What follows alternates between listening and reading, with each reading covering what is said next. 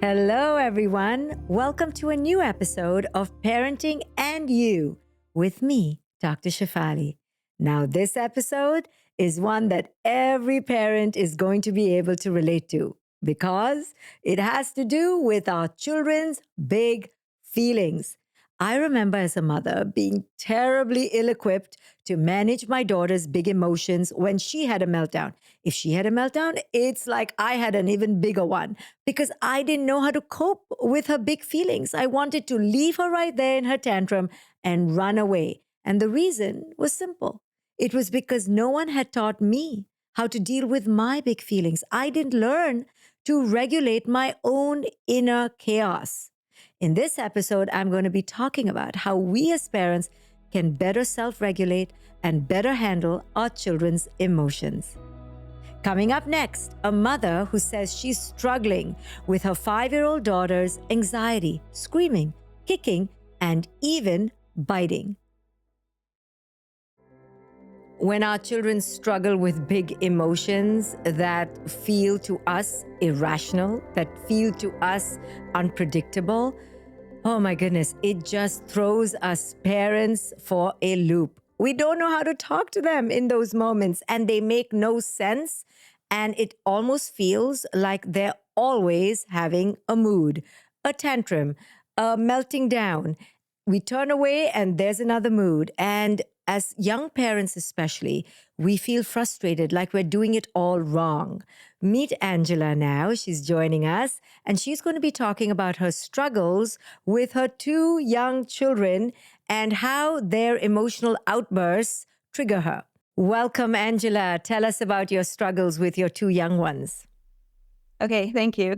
So the biggest issue that I have is around sleep. So I put the baby to sleep, and then the other one has to go to sleep, let's say in the afternoon. And he comes after he has played, and he sees the other one sleeping, and he knows he's supposed to shh when somebody is sleeping, but he deliberately makes noise so that he wakes her up. I think it's jealousy. It's the emotion that he doesn't know how to navigate. And yet it triggers me so much because when he wakes her up, then I have to put her back to sleep. And then I can't spend time with him. Yes. Which I would have if he hadn't woken her up. So I sometimes lose myself and I actually scream at him, which is stupid because it's supposed to be quiet. So there's a sleeping mood. But I sometimes don't scream and see myself, but inside, Yes. I scream inside, and it's still, I don't know. Yes. So there was a key word that you said that I want you and all of us listening to pay attention to. The key word was he deliberately comes in and makes a noise. And then you said those are normal feelings of jealousy. So you, on one hand, can understand that he's feeling jealous. He wants mommy to himself. But on the other hand, there's a little part of you that thinks that the 3-year-old should be able to control his emotions. And you get really triggered. Also, you're so tired. Listen, you have 2 children. It's nighttime. You're exhausted. Every parent relates to those hours in the night when we lose our mind because we are sleep deprived and we're so, behind our own schedules and we feel like we're constantly catching up. And then when your child comes and makes us start things all over again, oh my goodness, that just feels so challenging. I totally understand. But here's the thing. This is a pattern, right? Your son is doing this constantly. And guess what?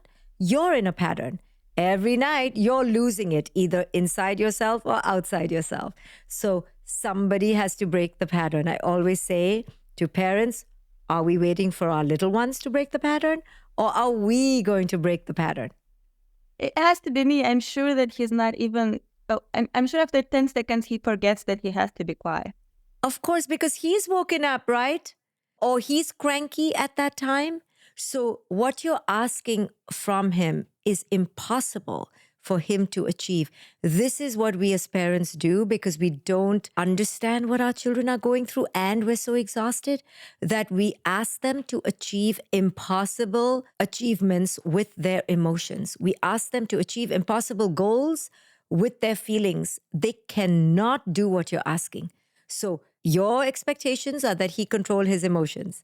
The reality is he can never do that for many, many years, especially when he's hungry, tired, and sleepy himself. So now what are we going to do? Are we going to change our expectations? Or are we going to keep waiting for him to change? Correct? So here's how I suggest you deal with it. Number one, expect it, right? It's almost as if you have a fantasy every night. You have a fantasy, tonight is going to be better. And then within 20 minutes, it's mayhem. And you're so upset because your fantasy did not come true. So, how about we burn the fantasy, destroy it?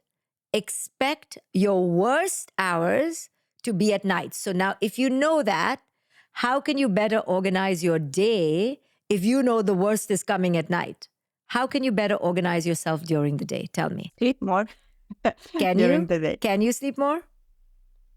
I could sleep with the baby sometimes when the toddler is out.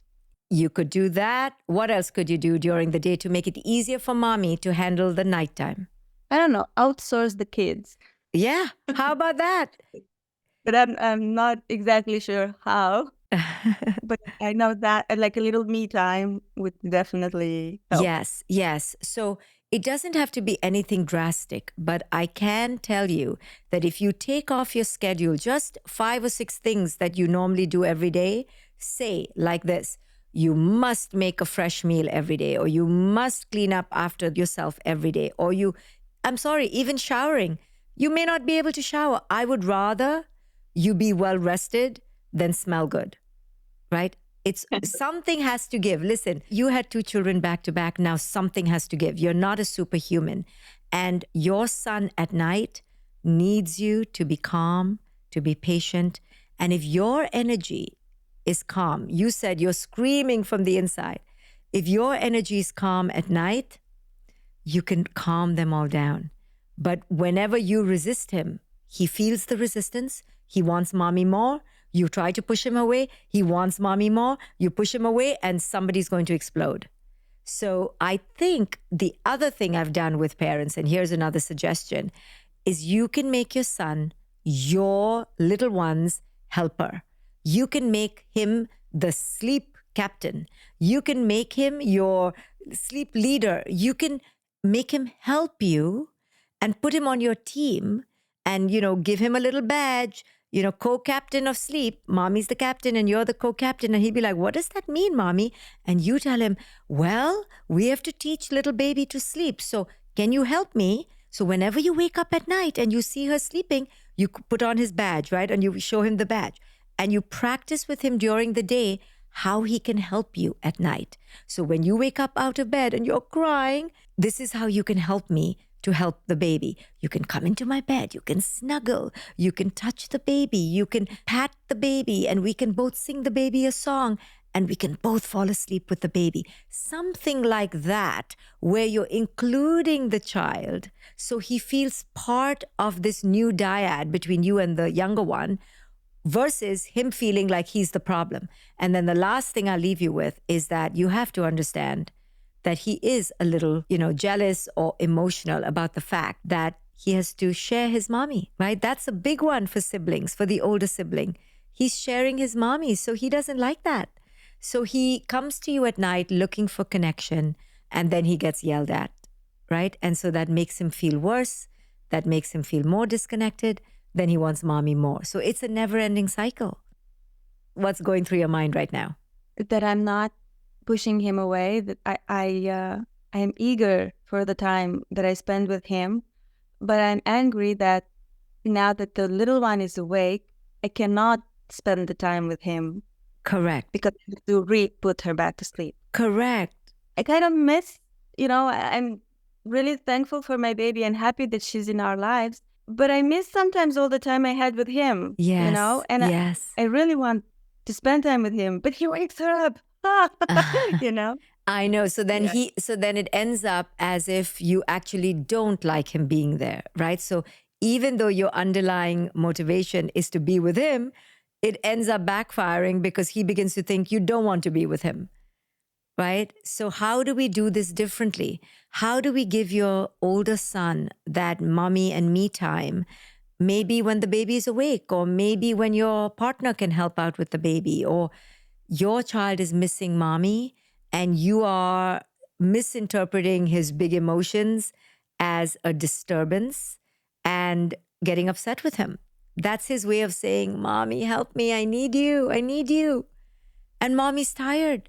Listen, this is going to be so relatable to every parent listening, because when we are running on empty, we have nothing left to give. So, unfortunately, for mothers of young children like yourself, we have to fill that inner cup and give to ourselves more, because otherwise our children will pick up on the emotion that they are not good enough, or mommy doesn't love me enough, or mommy doesn't want me anymore.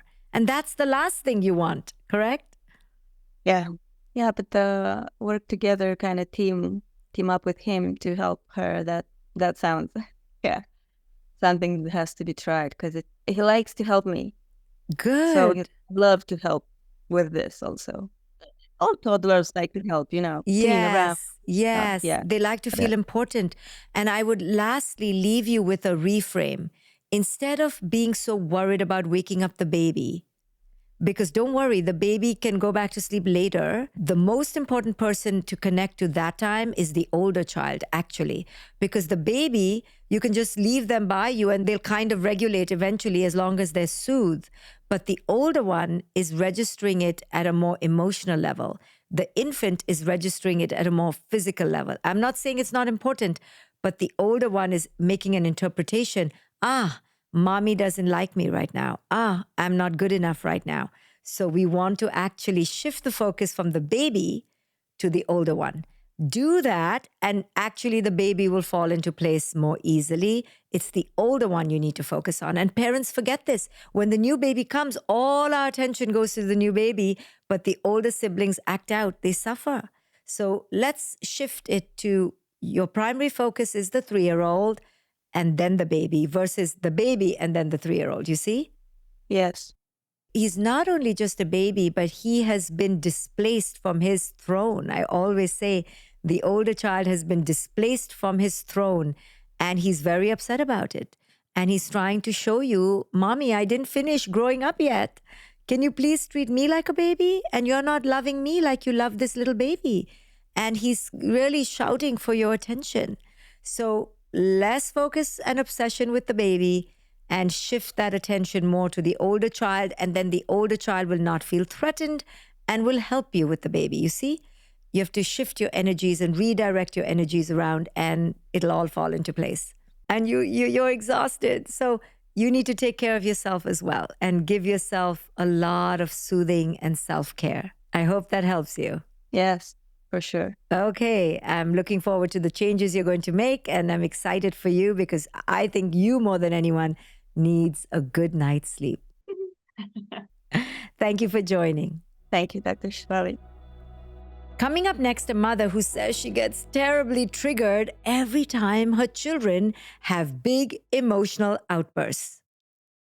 Joining me now is Ria. She's struggling with her 5-year-old daughter, who she says gets anxious and she screams, kicks, and even bites. Hi, Ria. It sounds like you're having a little bit of a hard time. Tell us more about your struggle. Thank you so much for having me. I'm a single mom of a 3 and a 5-year-old. And with my 5-year-old daughter, I most often get it wrong. So we get into these terrible fights where probably when I'm kind of stressed coming home from work or I had an unpleasant day, she picks that up. She's very sensitive. And then a normal thing like bath time just escalates. So she doesn't want to do it.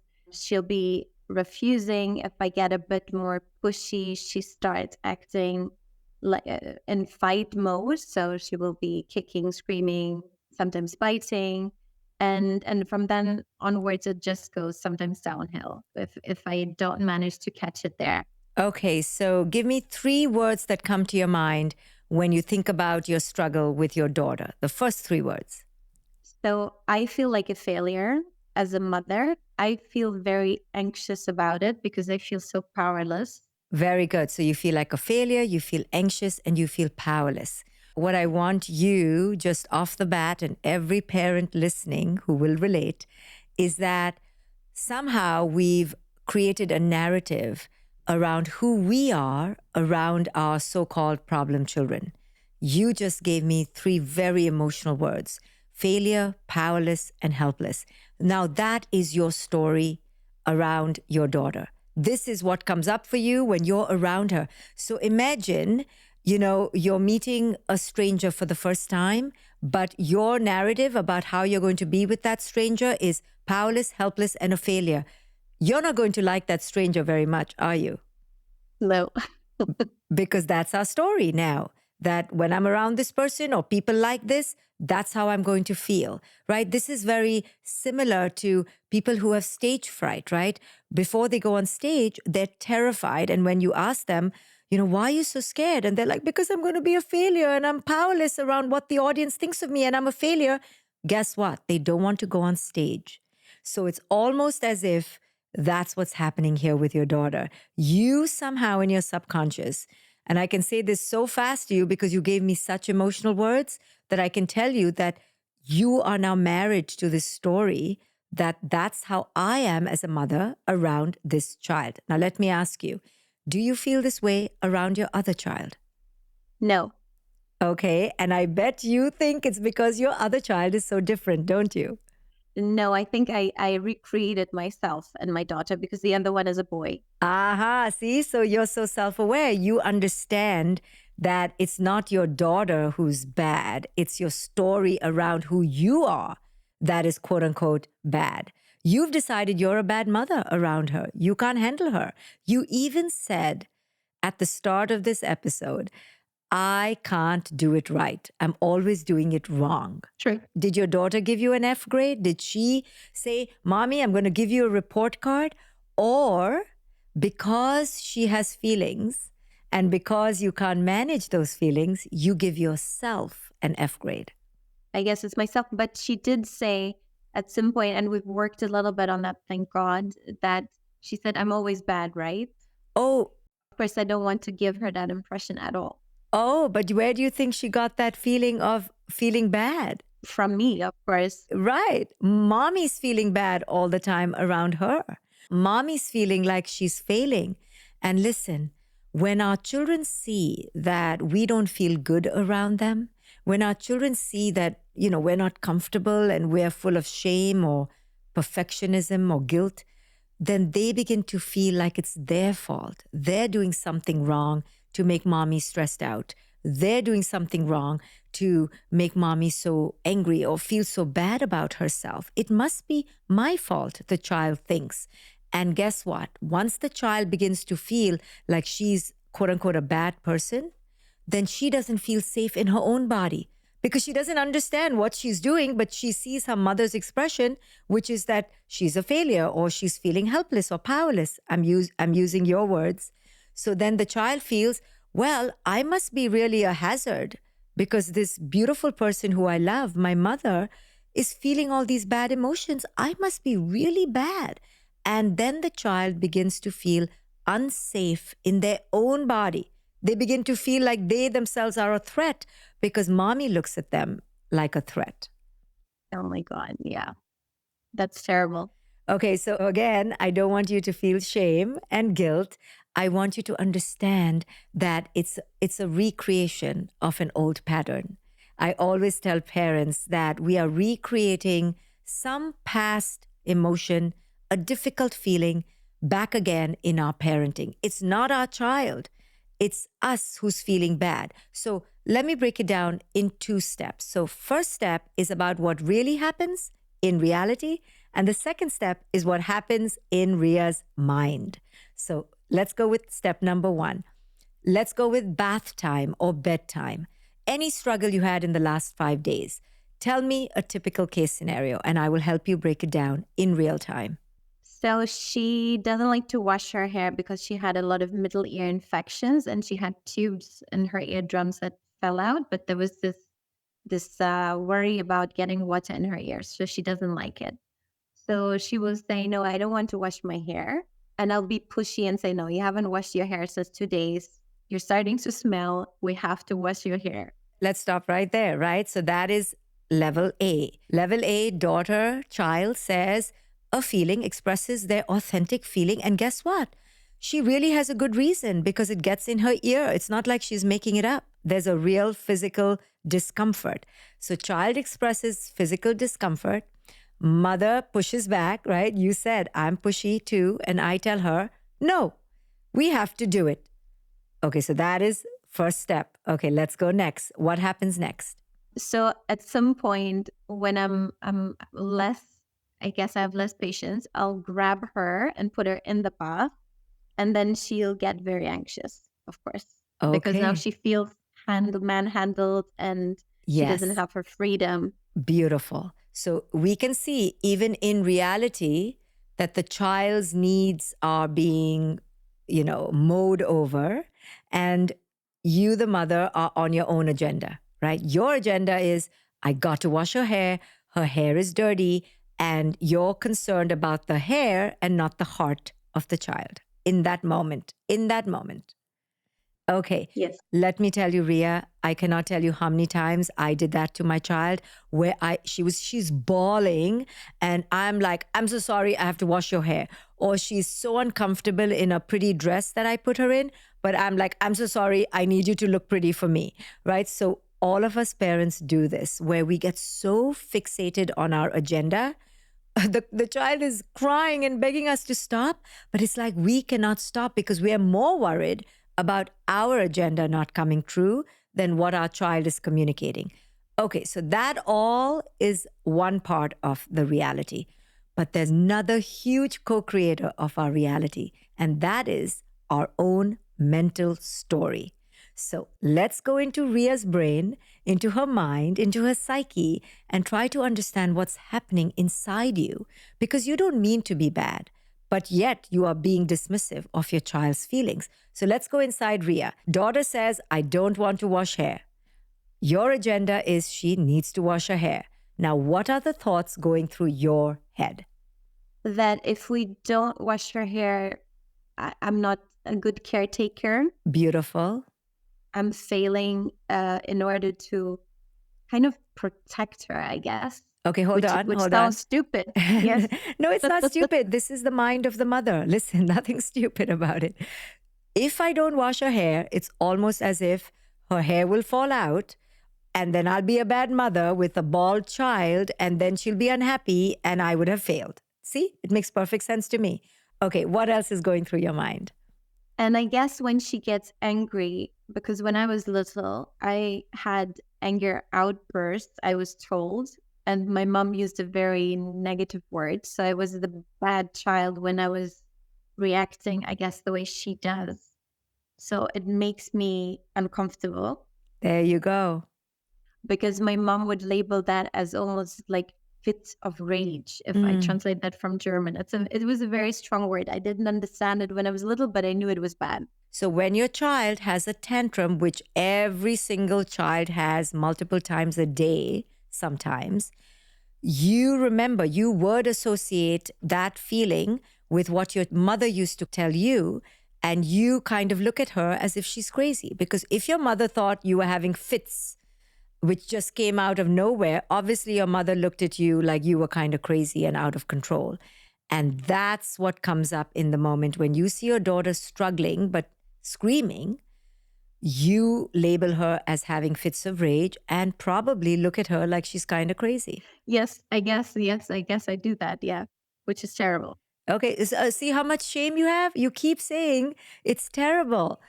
Because when she, especially after that, when she starts crying, I feel so bad. I want to cry with her. Of course, I don't do it because I don't want to break down completely in front of her. Yes. But yeah. Yes. So we can understand what is happening in Ria's mind that leads Ria to dismiss her daughter. Ria, in her conscious self, would never dismiss any human being. I know that about you. But with your daughter, in those moments, your conscious self is hijacked. Your adult self dissociates. And what stays in that place is a tantruming 5-year-old who wants to get her way and is feeling out of control. And then feeling bad because her mother said to her that tantrums are bad. So now you want to shut your daughter's tantrums even more. But you're doing it through a tantrum. You're doing it through pushing her, through dominating her. And when you were young and your mother dismissed you, when your mother neglected to connect with you, do you remember how you felt? I don't actually remember the tantrums, but I know that I didn't cry from age 6 to I think 14. So I think that's why when she cries, it's even worse for me because somehow I was, and I don't remember exactly if I was told that, but somehow I was not allowed to cry. Well, it's quite obvious why you didn't cry. If your emotions were looked at as you were kind of a lunatic or that you were having a fit of an unknown, unpredictable rage, obviously you learned very early to wear the mask of someone who didn't have any feelings. Obviously, you're such a smart little girl. You protected yourself against your mother's judgment of you and your mother's disconnection. When we as humans cry and we make a bid to our loved ones to take care of us, and when they repeatedly drop the ball, we only have two choices: leave them or leave the feeling, leave ourselves. As children, we cannot leave them. We cannot leave our caregivers. So we leave Yeah. ourselves. We abandon our own feelings and we dissociate and we wear a mask. That's what you did. And now with your child, it's really quite a surreal, recreation of your own childhood.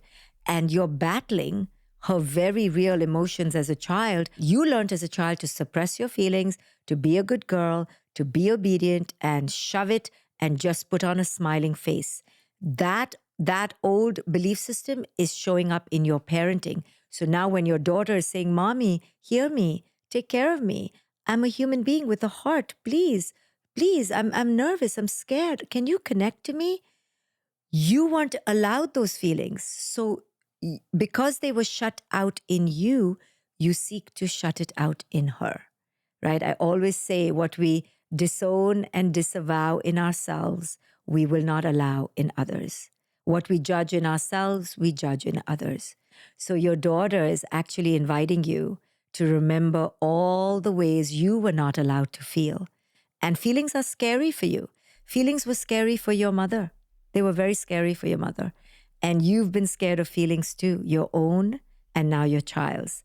So we have to practice big, deep breaths during big feelings and talk to ourselves in those moments. My mother wasn't right. My mother was just scared. My daughter is not being bad. She's just being scared. I'm scared right now. So can I honor myself? Can I take care of myself? And in those moments, you can show up differently to your reality, but only when you become aware of your inner reality.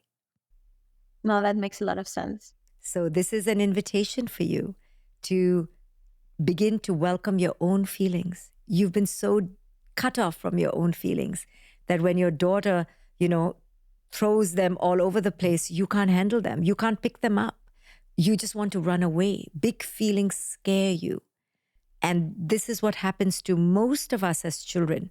We learn to dissociate from our big feelings. And then when we become parents, we shut our children's feelings off. I guess it's because this kind of always this threat in my childhood. When I was 6, my mother told me that she would most likely die of cancer before I would be grown up because her mother had died when she was a child. And I guess it was Right. too much information for me. And then I kind of reacted, I think, because I was just very scared of what could Yes. happen. So that was Yes. how I guess we've all kind of oppressed in my family these kind of feelings. Yes. So imagine a child being told that they are going to lose their mother. Boy, that child is going to buckle up really fast and zip up all their feelings so they can be very good so mommy doesn't die. Mhm. Yeah. Right? So this is what's happening inside of you. And your child, honestly, is probably just having very authentic feelings. She just needs a mommy to connect to her. I know you can do it. Thank you. I'm working on it. Thank you, Ria. Thank you for joining us. Thank you for being so vulnerable and honest. Thanks a lot. Feeling helpless is one of the most natural feelings of any parenting journey because we simply want our children to be happy. And when they're not, we feel as if we need to do something about it, but we don't know what that is. And so we either scream, we react, or we fix and overindulge, and the cycle continues on and on. Dealing with our kids' big feelings is one of the hardest parenting tasks, especially when our children are young. In my book, The Parenting Map, I teach parents how to be empathic to their children's feelings. I say empathy is about connecting to how your children are feeling. It means paying attention to their feelings, not just their words. So if your child says, for example, I hate you, I hate school, and I hate my teacher and my life, an empathic response would sound like, I hear you. I hear that you're having a hard time. Tell me more. An unempathic response, an invalidating response, would sound like, that's so rude. You're always so grumpy. Why are you so ungrateful? You need to go to your room. Do you see the difference between an empathic response and an invalidating, unempathic response? Now, the reason we are invalidating of our children's big feelings is not because we're evil or mean or, out to get them. On the contrary, we're actually quite loving. The reason we enter that state of unempathy and disconnection is because we are terrified of our children's big feelings. Why are we terrified? Because when we were young, our parents were terrified of ours, and they sought to control us. They taught us to dissociate from our feelings. They taught us to suppress our feelings. And because this is the hidden agenda that we have around our own feelings, aka suppress them, run away from them, then when our children show up with big feelings, it's quite natural that we do the same to them. One of the most crucial tasks, especially if you're a parent of a young child, is to learn to handle your own big feelings. Learn to regulate your feelings, because when you do, when your own big feelings don't scare you, when you don't want to run away when you're crying, when you don't want to run away from your anger, when you can meet your feelings head on, acknowledge them, process them, celebrate them, and integrate them, then you will be able to be empathic and validating of your children's big emotions. If you enjoyed this podcast, don't forget to subscribe and share it with those you love. I will see you on the next episode of Parenting and You with me, Dr. Shefali. Parenting and You with Dr. Shefali is for educational and informational purposes only. It is not intended as a substitute for professional medical, psychological, psychotherapeutic, coaching, healthcare, or other qualified professional advice, diagnosis, or treatment.